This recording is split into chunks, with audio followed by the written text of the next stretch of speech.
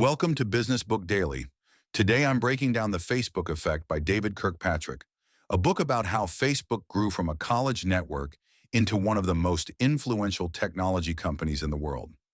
I'll cover the big idea, the practical business lesson, and three sharp insights you can use right away. Let's get into it. But first, a word from our sponsor. Want to sell more without adding fixed payroll?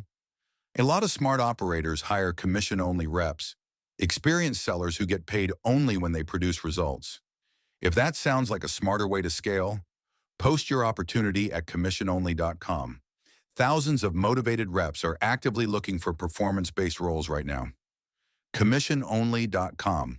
Today's book is The Facebook Effect by David Kirkpatrick. He's a technology journalist, author, and founder of Techonomy, who has spent decades covering the business impact of the internet and major technology companies. The core argument is simple. Facebook didn't become powerful only because it was a social website. It became powerful because it created a new kind of network where real identity, social connection, product design, and user growth reinforced one another. That's what makes this book useful. A lot of companies think growth comes from marketing, funding, press, or timing. Those things can help, but Facebook's rise shows something deeper. A product can become much more powerful when each new user makes it more useful for everyone else. That's the basic idea behind network effects. A network effect happens when a product gets more valuable as more people use it. A phone is more useful when more people have phones. A marketplace is more useful when it has more buyers and sellers. A social network is more useful when your friends, classmates, coworkers, family, and communities are already there. That's why Facebook became so hard to ignore. It wasn't just a place to post updates. It became a map of real relationships. The practical lesson is this. The strongest products don't only attract users. They give users a reason to return, contribute, and bring other people in. One of the biggest ideas in the book is that network effects can create compounding advantage. Every new user added more connections, more content, more photos, more social activity, and more reasons for other people to join. That's different from normal growth. In a normal business, one new customer may create revenue, but not much else. In a network business, one new customer can make the product better for other customers too. That changes the whole growth model. Another important lesson is that real identity changed the product. Many early online communities allowed fake names or anonymous profiles. Facebook pushed people toward real names and real relationships. That made the platform feel more personal and more connected to offline life. People weren't just interacting with strangers. They were finding classmates, friends, co-workers, family members, and people they already knew. This made the product stickier because the value wasn't only in the technology, it was in the relationships inside it. The book also shows how product focus can drive growth. Facebook grew because the product itself encouraged return visits, sharing, invitations, photos, groups, and constant social interaction. That's a major business lesson. The best growth often comes when the product creates its own distribution.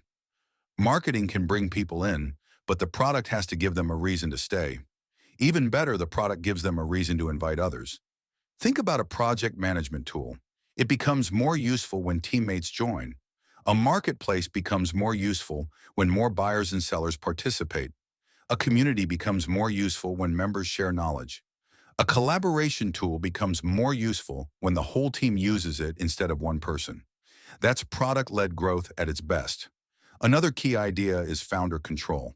Strong founder control can help a company protect a long-term vision, move quickly, and avoid outside pressure too early.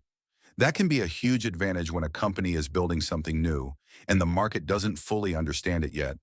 A founder with strong control can resist short-term pressure and keep pushing toward a bigger goal. But it also creates risk. When too much power sits with one person or one small group, judgment, accountability, and values become even more important. Fast decisions can help a company grow. Bad decisions can scale just as quickly. The book also makes a clear point about trust. A social platform asks users to share relationships, photos, preferences, messages, attention, and personal information. That means trust isn't just a public relations issue, it's part of the product. If users don't trust a platform, they may stop sharing. If they stop sharing, the product loses value. If enough people pull back, the network gets weaker. For any platform or community business, trust is not soft, it's structural. So how do you apply this? Start by asking whether your product becomes more valuable as more people use it. If it does, you may have a network effect. That could mean users invite other users. Customers create content. Members make a community stronger. More data improves the product. More sellers attract more buyers. More buyers attract more sellers. If each new participant makes the product better for others, you need to understand that engine clearly. Next, look for ways to make sharing natural. Don't just ask people to refer friends because you want growth. Give them a real reason to bring others in. A project tool becomes better when teammates join. A marketplace becomes better when both sides are active. A professional community becomes better when members bring useful knowledge, questions, and connections. The referral should make sense for the user, not just for the company. Then study what brings people back. Facebook had repeated reasons for users to return: updates, photos, messages, friend activity, and social curiosity. Your business should know what creates repeat use. Is it fresh information, saved time, better results, personal connection, progress tracking, access to other people, a workflow that becomes harder to leave once it's part of the customer's day? If you don't know why people return, you can't strengthen the habit. Make trust part of the product, not an afterthought. If customers give you data, money, access, or attention, they need to believe you'll handle it responsibly. Clear privacy choices, honest communication, reliable service, and good support all help protect trust. And trust matters most before there's a crisis, not after.